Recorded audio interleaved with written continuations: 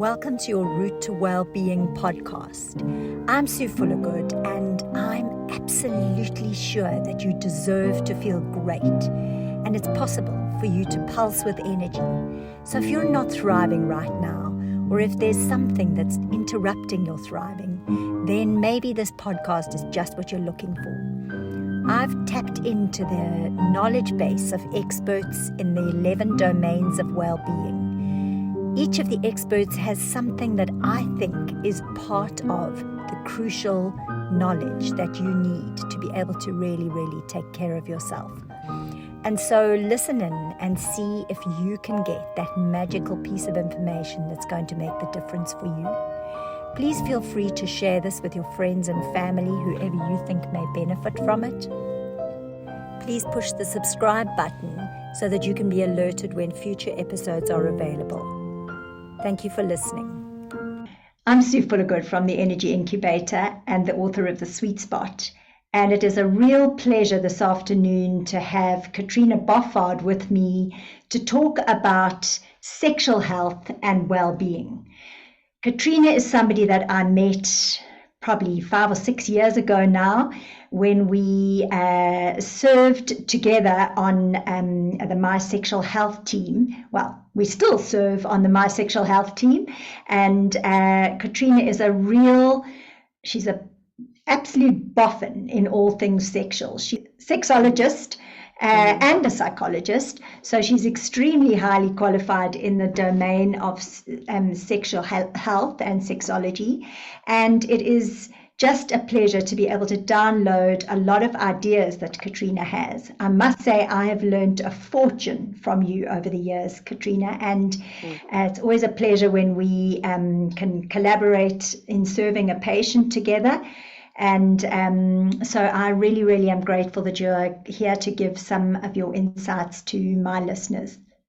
So I'd love you to, sorry, I'm thrilled to be here, Sue. I've learned equally as much from you, so the feeling's very mutual. Oh, thank you for that. And I'd love to just give you the microphone and just invite you to tell us a little bit about yourself, and mainly if you can tell us a little bit about what got you into sexology and what persuaded you that that would be the area that you would like to specialize in. So sure. I mean, you did introduce me, and sometimes it's a bit confusing because clinical sexologist, psychosexologist, psychosexual therapist. Essentially, I am a psychotherapist, but I specialize in sexual health, mental health, and relationships. And it's my journey into sexology really started out of the realization of the total and complete lack of general understanding, knowledge, and conversation around sexual difficulties within particular spaces, or maybe within all spaces. And it was when I was at university. I was in third year, and we had a 45-minute lecture on sexual dysfunctions, which is even a word now I don't really like. I use the word sexual difficulties. We had this lecture, and I sat as a student who has had, fortunately, a good education and was at university, thinking to myself, I've never heard of these terms before. I've never heard of vaginismus. I've never heard of anorgasmia. I've heard of erectile dysfunction because they used to play radio adverts on the breakfast shows in the morning about that. But I've never heard of these terms that affect cisgendered women. And at the time, it was in relation to cisgendered women. We weren't even having trans conversations back then about the experience that trans men can have with these sorts of things. And it unnerved me, really, that I didn't know about any of this. And so it unnerved me that I had never heard about these terms, and I asked my girlfriends, and they'd never heard about them. And so it really started this curiosity to delve into why we weren't educated sufficiently about these things. We'd all had sex ed at school, and obviously subsequent to that, I've realized how useless that sex education was, unfortunately, and how ill-prepared we all are, myself included, for the first time that we experience penetration and have sexual intercourse with a partner. So it came out of a place of necessity, but then was really fueled by working at a sexual and reproductive health clinic in Johannesburg with the wonderful Professor Elna McIntosh, where I worked as a termination of pregnancy counselor for a few years, and I ended up doing my postgraduate research in termination of pregnancy and understanding the experiences that women go through and how that impacts their sexuality. And then was kind of gently pushed towards a master's in sexology that I did in Australia at the University of Sydney. And it's been a deep passion of mine ever since to work within this field. Well, I've certainly seen that passion, because you wouldn't have gained all the insights that you've gained if passion wasn't underpinning it and driving it. So let's get into the subject of well-being. How is, in your opinion, sex and healthy sex an aspect of well-being? And if you could just take it one step further and help us understand, in your opinion, what are the effects of sexual difficulties on well-being? So I think that when we think of well-being, I think of kind of the WHO and the World Association of Sexual Health's definition of it, that it's not merely the absence of disease.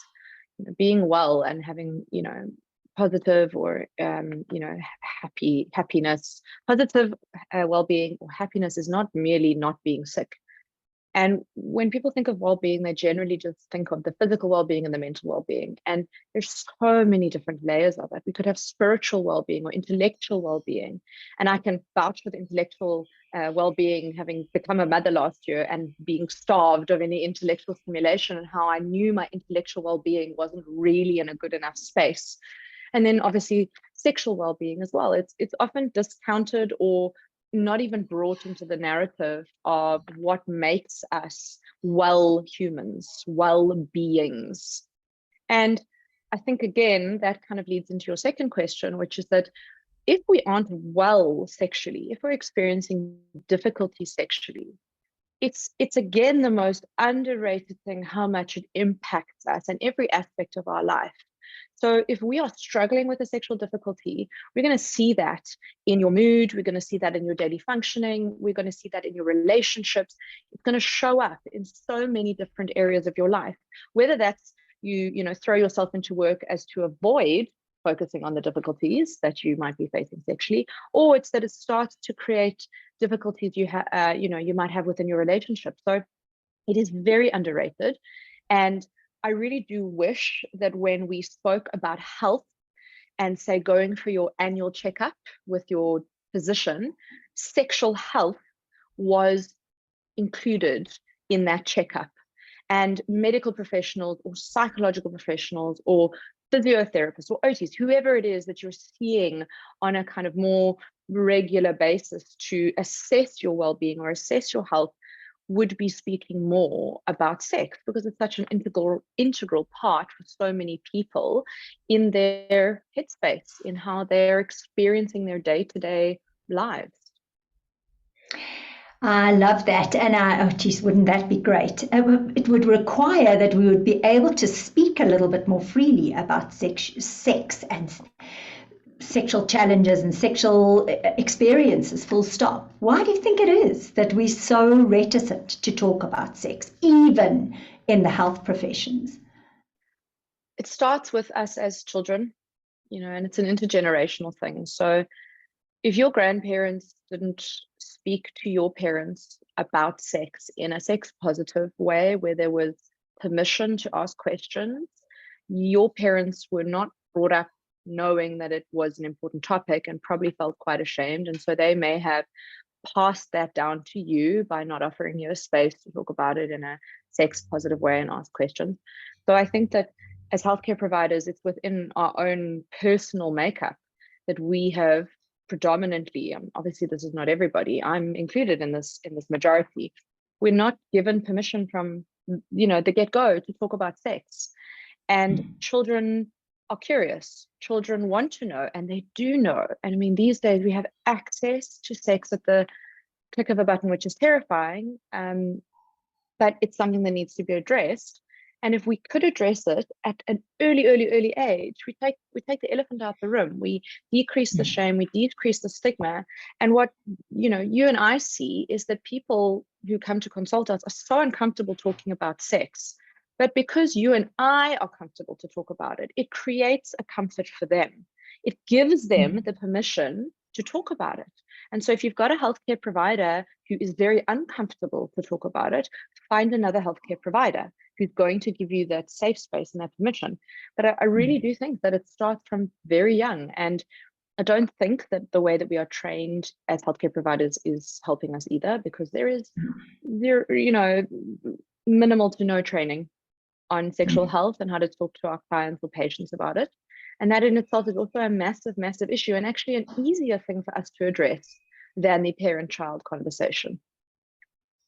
I think some of it is actually something that's almost trained into us, whatever your parents do and say. Because I remember when my little boy was pretty small, I left him in the library while I had to go to a meeting once, and I left him with a librarian, and she said, "Don't worry, there's books here, you can just sit on the carpet here and read." And I thought I was being a really good mother, which other mother thought to leave their child in a library.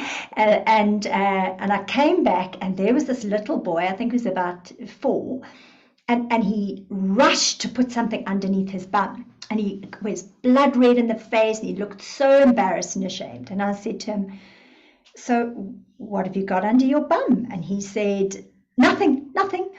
Anyway, I prized this book out from under his bum eventually. And it was a book about sex that he'd found in the children's library. So, assumably, it was suitable for a 4-year-old. Not quite, but not too bad. And I said to him, "Oh, I'm so happy you found that book. Let's take that home and we can look at it together." And he said, "No, we're definitely not taking this book home." And that was coming from a mum who was very comfortable to talk about sex and who had, raised him talking about sex. I mean, not inappropriately, of course, but, it was part of our conversation. So he had acquired from God knows where this shame and embarrassment about the subject. He was hardly even going to school much. So I just don't know where it comes from, but it is so integral. And for us to be able to manage our sexual well-being, we do have to become comfortable to open our mouths and talk about it, even if it brings up embarrassment and shame and difficulty. You have to do it anyway. It's paramount. You for raising that to our awareness. So what do you think the outcomes are when sex is not working? You've already said some of those things. How long can my list be? Yeah. So just if I just kind of break it up into different categories, when sex is not happening the way that we would like it to happen or expect it to happen, which is actually a big problem in and of itself, it can affect our mental health, depression, anxiety, anger issues, shame. I mean, you name it, mental health issues can come up. It can affect our physical health. So sex is actually quite good for us physically.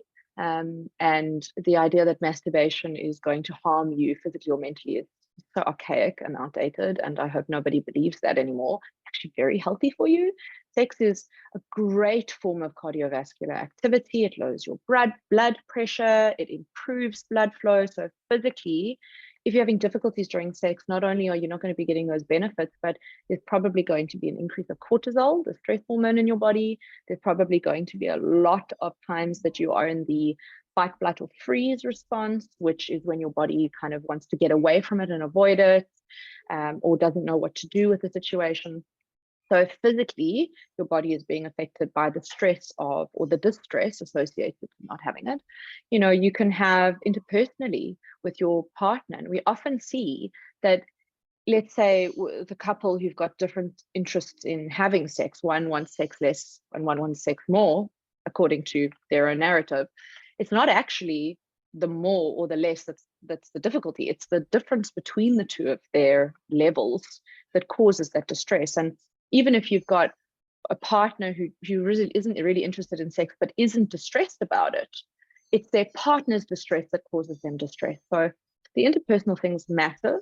So it's multifaceted, the way that sexual difficulties can affect us. And yet this is the area of health, as I said at the start, that is the most underrated, the most undervalued in terms of its impact on our overall functioning and well-being.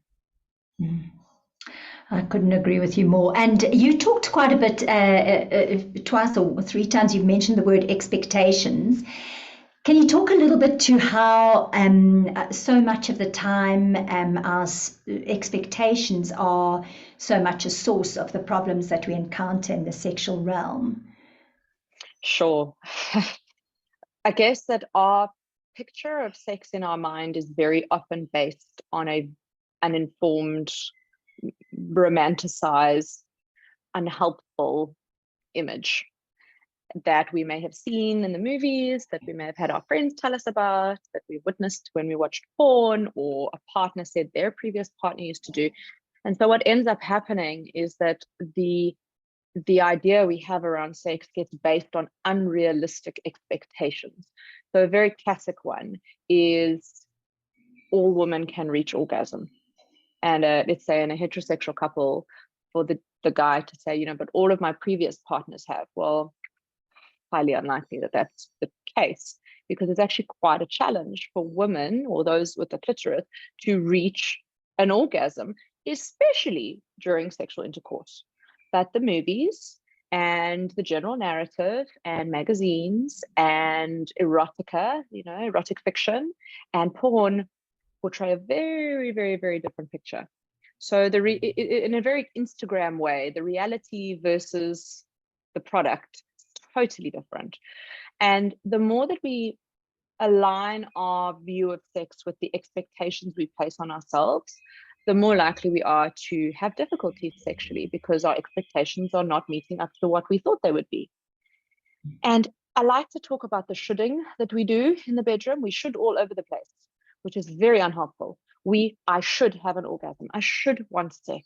I should get turned on. Who said?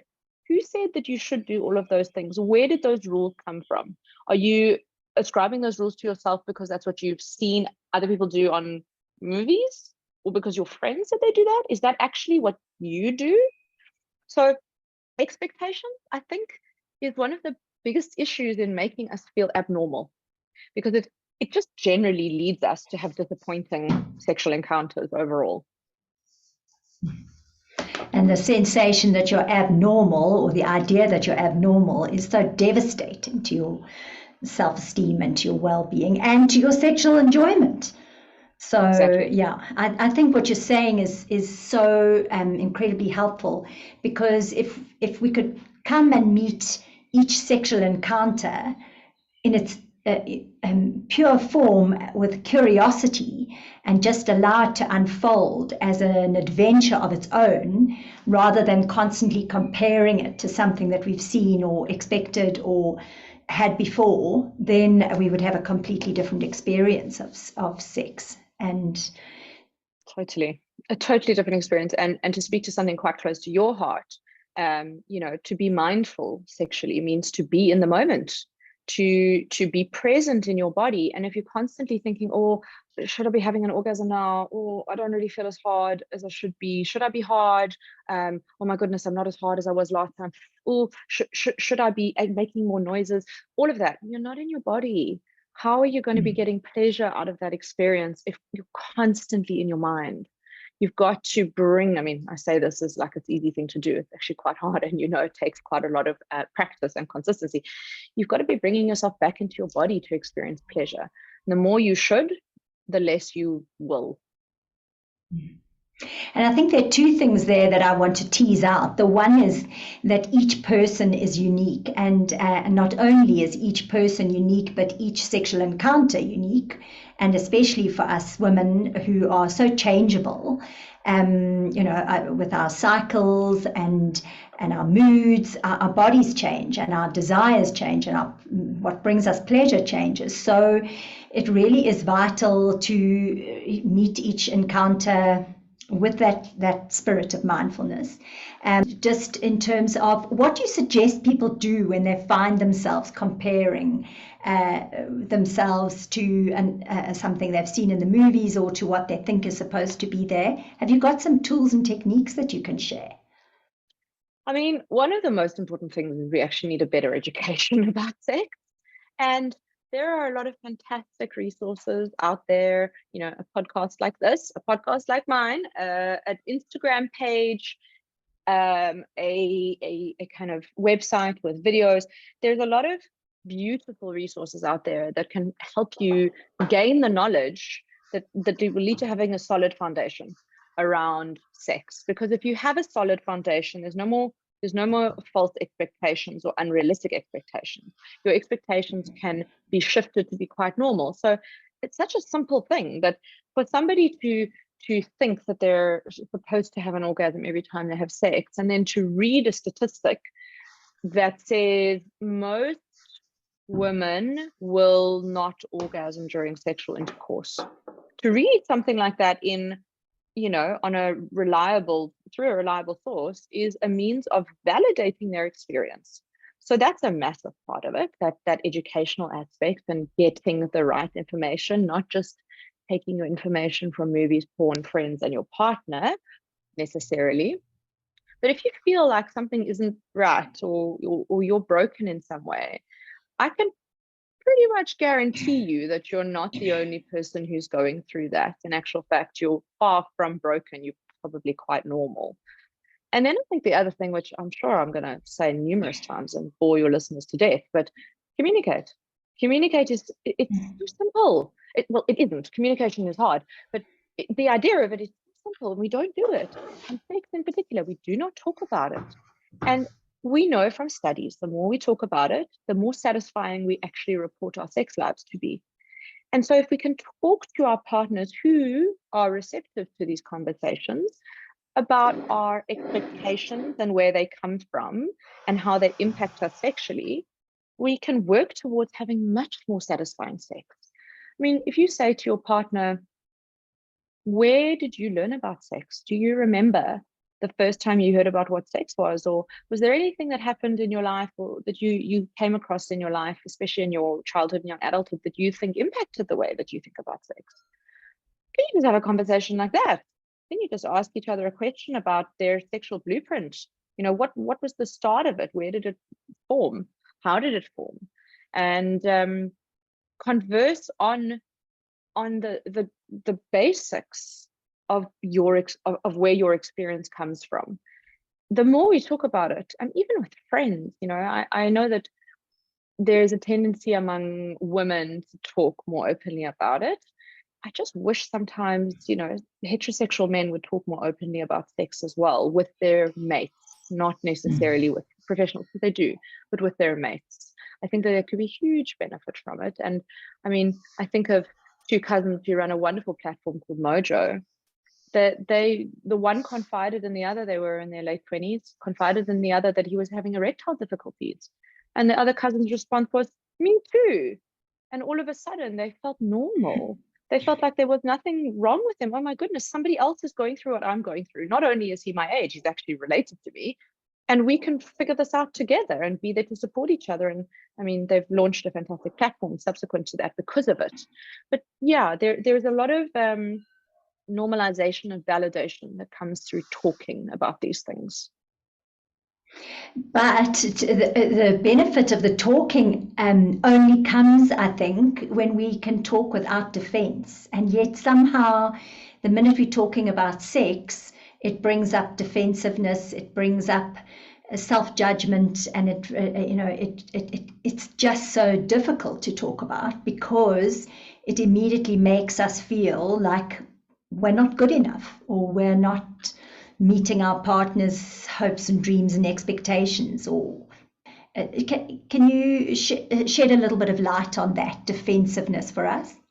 Sure. I would say it's not listening it's listening without defensiveness, because your defensive response comes from a place of feeling attacked. So it's listening openly and curiously, and instead of responding from, how could you say that? How dare you? And I don't do that. Asking a question, why do you think that is the case? Or I'm not so sure, I feel the same way. Can you help me understand your position? Again, I mentioned that the concept of communication is simple, but I do not believe that we are adequately prepared to communicate on any platform or any stage in our lives.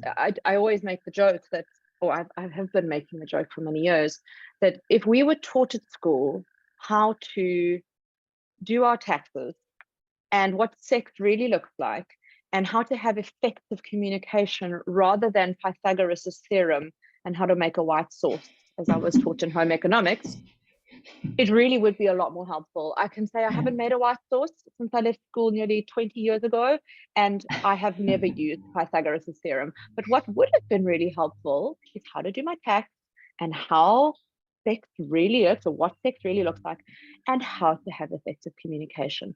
I have had to go and study those things and I've had to live through those things with partners or family members or friends in order to have the expertise to then talk to other people about them. So it isn't easy. It's a difficult thing to do, to talk constructively and not destructively, because for the average person, we put a wall up, we feel attacked, we become defensive, we respond with contempt, we shut down, we avoid. There are a myriad of things that we do that are unhelpful when somebody is trying to talk to us. And just basic listening skills can help us get go a long way. And I think obviously, I don't want to use the whole podcast to talk about communication and listening skills because they actually need to be taught. But I think that's one term that's so relevant to both relationships and sex and the well-being of both is being curious. And instead of accusing, attacking, defending, be curious instead. And then when it comes to sex, if your partner is saying, I feel like something's wrong with me and this isn't right, instead of saying, oh, well, all of my other partners had orgasm, respond with curiosity. Well, why is it that you think that that's the case? How is it that I can help you? It's not helpful to have somebody say, well, all my other partners had them, because that's just dismissing somebody's vulnerability in the moment. So I think curiosity to kind of bring that all together is so crucial, both across all relationships and all aspects of relationships, particularly romantic ones. And I'd love to just throw one more idea into that, and that's the idea of gratitude. If somebody's going to let you into their world and what their experience, wow, what a gift. I mean, honestly, if you could come from that place of thankfulness that you could understand a little bit better, it could really change the way you can listen. You often say, and I've heard you say this many times, and I couldn't agree with you more, that the brain is the biggest sex organ of all. The most important sex organ. Yeah. No, the skin is the biggest. The skin, yeah. How can I? Our skin is our biggest sex organ, but our brain is our most important sex organ. Great. Thank you for pulling up the skin, and that's so true. Tell us more about the brain as a sex organ, Catriona. You want to improve your sexual experience? Work on this. You want to shut down your sexual experience? This is going to do it. You want to create heightened arousal? Start here. You name it. This is the jackpot location. You found at the pot of gold, sort of thing. The brain is the most important sex organ because it is regulating our sexual response and sexual experience. So while our body physiologically responds with arousal if we are turned on, it can also turn us off. It can also say to us, oh, I don't really like the way they were touching me, and are they really going to do it that way tonight? And those are all turn-offs, and you can hear that in your mind, and your brain goes, this doesn't feel like the right place for sex to take place, so I'm out, and it can shut it down. And situated within this idea of context, because if you find yourself in a hotel room overlooking the ocean at sunset, and you just had a margarita together on the balcony, I'm pretty sure, if you're feeling content and happy, that your brain, that most important sex organ, is going to see all of this and go, this feels good. Okay, I'm keen. I'm open. Let's see where this goes. Whereas if you're standing in your kitchen in your pajamas, cooking dinner, and your kids are pulling on you, and your partner is sitting on the couch not helping you, or you've had a fight, your brain is going, absolutely not. If they try anything, I am out. So your brain is the one that is constantly scanning the environment that we're in, scanning the internal landscape, scanning the emotional space that you're in your relationship and within yourself, and calling the shots on whether to go for it or run away from it. And so your environment physically makes a big difference. What's happening within your body? Are you in pain? Because that's going to shut down any desire to be sexual.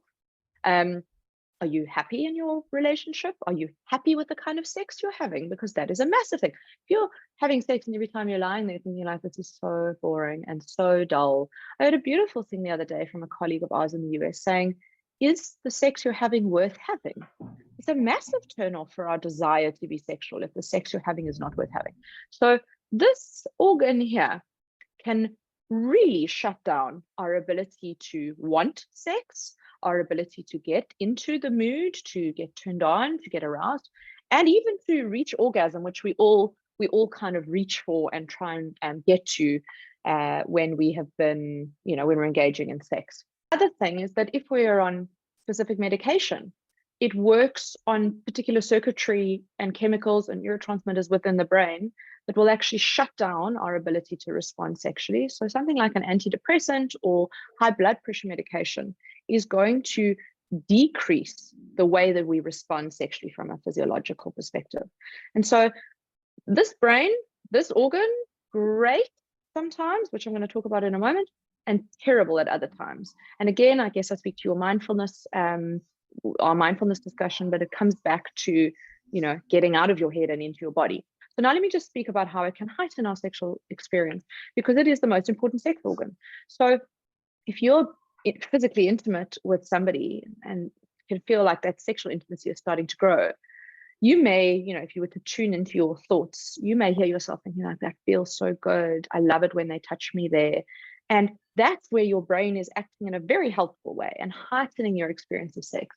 But then other means of engaging that brain sexually are things like fantasy and thinking about something that turns you on and allowing that to be a part of your sexual experience with another person. Because if you can engage that most important sex organ to be in that moment with sex, whether it's thinking about something exciting and erotic that is arousing, or it's using your mind to pay attention in the moment as it's happening to the temperature or texture or sensation that you're feeling on your skin as somebody touches you, that is going to heighten your sexual experience. So this organ is great. It's wonderful. Aren't we so lucky to have these things called brains? But it's also very unhelpful and requires intentional effort to keep in focus. And we all know this because we find a lot of us nowadays, especially in 2023, we find focusing on things and concentrating on things incredibly hard. We find our attention being pulled in 101 different ways. So yes, it is the most important sex organ, but the skin is the biggest sex organ.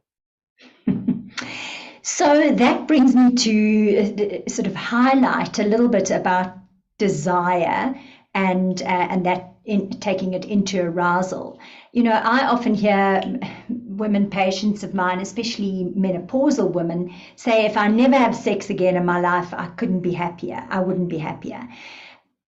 What do we do to enhance our desire? Now, obviously, we're assuming that whoever we're talking to at this stage has had their hormones checked, and just important to note that if your desire and libido is lower than it normally is or than you'd like it to be, it is worth having your hormones checked and seeing your hopefully sexology trained doctor to make sure that there's nothing physiologically wrong in your body.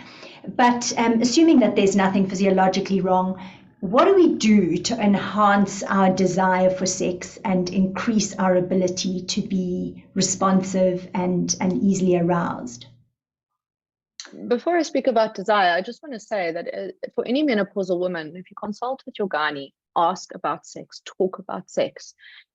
When we are menopausal, our estrogen decreases, and so our vaginal lubrication decreases, and dry sex is not good sex. So that is going to affect your physical experience of sex. So talk to your doctor about your sex life And if they aren't comfortable, as Sue said, go and speak to a sexual health physician or a doctor with special interest in sexual health, somebody who's sex positive and can have these conversations. So we've touched on already so many things that relate to desire. Desire is, I mean, it's the sexologist's bread and butter, so to speak, because everyone who doesn't identify as a asexual being, somebody on the spectrum of asexuality, is going to experience fluctuations in their desire. And some people just want sex less, and some people just want sex more. And neither is better, neither is worse, they're just different. But the difficulty comes in when you have two people with differences. And how do we navigate that? Because it's the differences that are going to bring up the distress, as I mentioned earlier. So with desire, I think that the first thing I would want to say is, what is desire? It is our interest in engaging sexually, or being open and willing to engage sexually. So that's the first thing. I think then the second thing to say is that we get different types of desire. We get, desire that comes out of nowhere, that you can be sitting at your desk at work and all of a sudden you feel like having sex or bringing yourself to climax, and you're sitting at your desk and you've got a meeting in 2 minutes and you think, oh, okay, well, pity about that. You just have to let it go. So it comes out of nowhere, and usually it's at very inconvenient times, and it's almost never at the same time as your partner. And then the other type of desire that we have is desire that happens in response to something that we see, hear, do, experience sexually. And that can be our partner bending over when they get dressed, or our partner sending us a flirtatious text, or seeing a sex scene on a movie, or talking to your girlfriends about sex at girls' dinner and feeling riled up when you get home, or having sex. Because for the majority of people on the receiving end of an initiating partner, their desire to have sex only appears once they are already having sex. The person who's initiated has usually felt like sex. So they are the ones who may be seen as having spontaneous desire, but their desire could have been responsive to something they'd seen, heard, felt, experienced, and so on. So two different types of desire. The difficulty is, again, our expectations. The idea and this unhelpful narrative of men always want to have sex, women don't want to have sex, gay men always have sex, they always want it. Same-sex couples, women are doomed by lesbian bed death. Their relationship will fizzle because their desire for sex will go away. None of those gendered ideas are very helpful for our sexual desire. So again, there's those expectations and those shoulds that we ascribe to ourselves that do us no favors. The reality is some people just want more sex, and they turn towards sex or reach for us as a partner sexually because they are looking for closeness or connection in the relationship. And then there are other people who don't reach for sex or don't need sex to happen in order to feel closeness in the relationship. And then I think that, a point that I mentioned earlier, so many people say that to me, if I never had sex ever again, I'd be okay with that. And I hear it majority of the time from women. Sometimes also I do hear it from heterosexual men, but majority of the time I'm hearing it from women. And again, is the sex you're having worth having? Are you enjoying it? Is it pleasurable? Do you feel like your sexual needs matter and are met? Do you know what your sexual needs are? Have you had an opportunity to explore sexually things that might be a turn on for you that are different from what you're doing? Because most people are running through a script when it comes to sex. They're actors who've rehearsed their lines, and we're humans. As humans, we're creatures of habit. So we generally do the same thing every time we have sex, particularly in couples who don't have time to have sex. New parents, people who've been together a long time, people who work hectic, stressful jobs, you have friends, you have families who really need to be more intentional about the way that they have sex. We don't give it enough gravitas in our relationship. And of course, in the beginning, for most people, it's exciting, it's thrilling, we make time for it. Even if we have a stressful job and family and friends and children, we make time for sex in a new relationship because it's novel, it's exciting. We automatically put it on the top of our priority list. We want it, we seek it out. But the more comfortable we get with each other, the more familiar the sexual routine gets, that script gets, the less interested we get. And, people always ask me, oh, how do we keep the spark alive? And, when I say to people, what kind of sex do you want to be having? They'll say, oh, we want spontaneity and we want to be novel. And I'm like, cool, but that's actually unrealistic to expect sex to be like that all the time. Don't get me wrong, sex can be novel and spontaneous for sure, but day to day, week after week, year after year, if that is your expectation, again, you're going to be majorly let down. So desire is super complex. It's not as easy as person A, kisses person B suddenly feels a rush of desire, rips off person A's clothes, they get into the throes of passion, they both have an orgasm, that's it. That is what movies make you think it looks like. It does not. But movies wouldn't sell if they portrayed the realities and the difficulties that we will have with sexual desire. And I just think there's so many things that, little habits and things that we could encourage ourselves to devote a little bit of attention to, like, I don't know, shaving your legs or putting on perfume or a nice pair of underwear or whatever, just to help yourself get into the mood. That's if you're a cisgender woman, but if you're, whatever it is for you, something that just puts you in a sexual sort of state of mind, and actually doing that well in advance of sex encourages your brain to start looking for cues that can help you with your desire. So I think so much of what you've said is so true, and those little, I'm going to call them mindful little dollops that you can put into your life to try and keep your own desire alive, because it's good for you, not just because it's good for your partner, but because it's going to make a difference in your world, in your life, in your relationship, in your self-esteem, and in your well-being. You're spot on. And wearing sexy underwear shouldn't be for somebody else. It should be because it makes you feel good. But a lot of people, because their partner wants them when they dress up in nice underwear, that makes us feel nice too. That makes us feel great. So we do it. But if you're struggling with desire, think about the things, the contexts that help you feel more open and willing to engage sexually. And I think, it's a good time for me to caveat and say sex is not just intercourse. You know that, I know that, but the average person doesn't know that.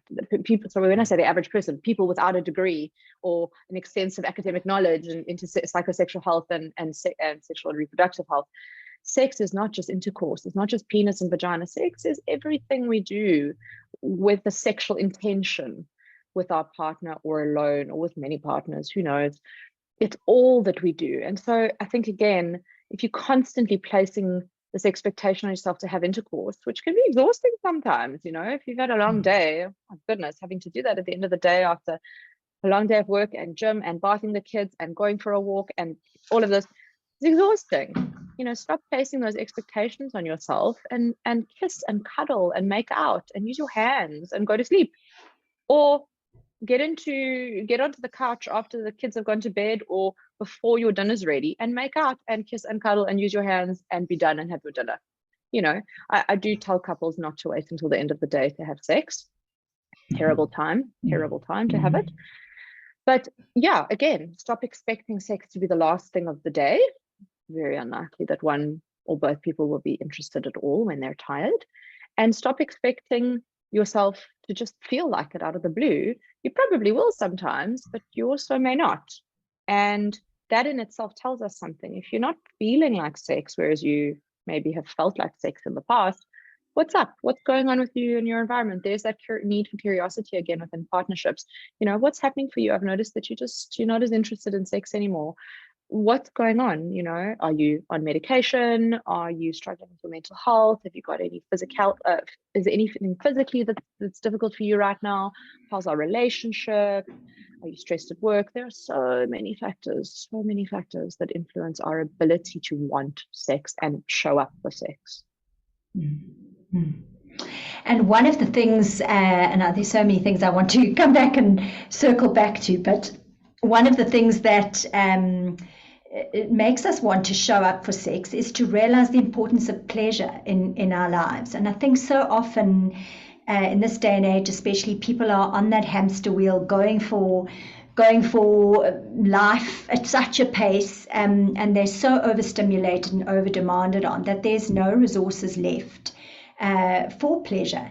And I think we always think of food as being a source of pleasure. Well, everybody in my world, let me say, not that that's a universal phenomenon, but many people think of food as being a source of pleasure, but we forget that touch and connection and affection and sexual pleasure are sources of pleasure for us. And I think we're we're pleasure-seeking beings. And so I think it's really important to also remember that pleasure is integral to our well-being, and we need pleasure in our lives. So take the emphasis off food, put it on the body and on touch.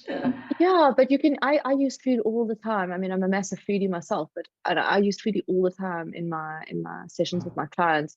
Do you still get pleasure from eating, or is eating just perfunctory at this point? Do you notice when you enjoy some food? Do you stop and savor the moment? Well, can you do that with sex? Again, is what's on the menu sexually what you want to eat? Because if you have the same menu presented to you every single time you have sex, I wouldn't want to eat that personally. I'd get very bored. I would get very little pleasure from eating the same dish every night for the rest of my life. So, I love using food as an analogy. It relates beautifully, whether it's about pleasure or how much is on offer, or the types. Are we having starters, mains, and desserts? Are we just going to do mains tonight? Are we just going for dessert this evening, tomorrow morning, whatever? But using food to notice your pleasure, your pleasure response in your body, using it as a place to be mindful about how your brain. I'll give you a really silly example. I'm obsessed with rusks. Rusks, which are a South African kind of hard dunking biscuit, effectively, are just the highlight. It's sometimes the highlight of my day when the day has been very difficult, or I've had a very sleepless night. And I know that in the morning I get a coffee and a rusk, and I love it so much and I enjoy it. But there have been numerous times I realize I've just consumed the rusk. There's been no enjoyment. It's just perfunctory. It's what I do every morning. It's done. And it's frustrating because I could take 2 to 3 minutes, maybe not even. I mean, rusk doesn't usually last that long for me, but a minute, 1 minute of my entire day. I mean, that is nothing, to just stop and just savor this moment. And if you just, as a couple, were to just stop and in the middle of the kitchen, just kiss each other, just for 1 minute, where there's no expectation that sex is going to follow and should not follow, right? I'm going to use should not in this case because we don't want to feel pressurized. We're less likely to want sex if we feel pressure or there's expectation or demand. But just stop and kiss for 1 minute. Just notice how that feels in your body and move on after that. I promise you, it is so powerful how much something as simple as that can help people feel reconnected with not only their partner, but with their experience of pleasure from a very foundational, basic part of them, or deep kind of base part of them. Thank you for that. I love your analogy of the rusk. I love rusks too, so I get you. But foreplay is what you're talking about, I think, and that it is so important to remember that foreplay starts maybe in the morning with that SMS to say, I'm just thinking about you, whatever. So there's so much attention on the actual sexual act, but we forget that it's actually a whole day event sometimes. And if you could think about it in those terms, I think it would make a huge difference. I just want to share that I got an SMS out the blue from someone I'd only met once, but who's shared my name, whose wife shared my name. And it turns out they'd been married for 45 years. And he sent her this delicious message telling her, it was about 8:15 in the morning, how much he was looking forward to touching her beautiful body when he came home from work. And of course he was mortified when he realized he'd sent it to the wrong Sue. But But I just thought, how magnificent is that? And that is really an example of foreplay. And if only we could do more of that kind of foreplay, I think our sex lives would change so significantly. I'm going to come back to food. You have to think of everything that you do outside of anything sexual as the prep work for the meal. So you have to prepare all the ingredients to get ready, to cook it, to have your starters, mains, and desserts. I love using food. It's such a helpful way of because everybody eats. You have to eat to live, and some people live to eat, like me, but you have no choice. We all eat. We can use it as such a helpful analogy because we can all relate to it. There was a fascinating study done in 2021 by some pretty prolific researchers within the field of sexual health. And it was a study on how the heteronormative roles in terms of labor within the home impact our desire to be sexual. And as I'm sure you can imagine, it was found that an inequitable division of labor in the home between heterosexual couples impacts a woman's desire to be sexual. And while men in heterosexual relationships may not believe me when I say this, I can say this very personally and professionally. When my other half helps me with the tasks of running the home, I am more amorous towards him. When I feel like he shows up to help me take care of our son, I am way more amorous. When I don't feel like the sole responsibility of feeding our family and keeping our house going is on me, I'm more amorous. And in this day and age, we still have quite stereotyped, gendered norms when it comes to home and division of labor. And that actually impacts women's desire to be sexual. Now proven, which is beautiful. So the prep work for engaging sexually is not just buying her flowers or kind of giving him a cuddle on the couch, but it's actually showing up for each other intimately in other ways. It's supporting each other. It's having open conversations. It's being vulnerable with each other. Trust is such an important part of engaging sexually and letting go. And sex is all about letting go. So if you don't feel safe in that space with your partner, or you don't feel like they are meeting you where you want to be at with them, it's very difficult to even notice that prep might be happening. And a big thing that I say to couples, which is always, I really love asking couples this in my sessions, because it's always interesting to hear the responses. I get partner A to ask partner B. Partner A says, what do I do to you or for you that turns you on? Because maybe partner A thinks that by smacking their bum when they walk past, or by pinching it, that's showing them that they're interested and that turns them on. And partner B goes, absolutely not. It irritates me beyond.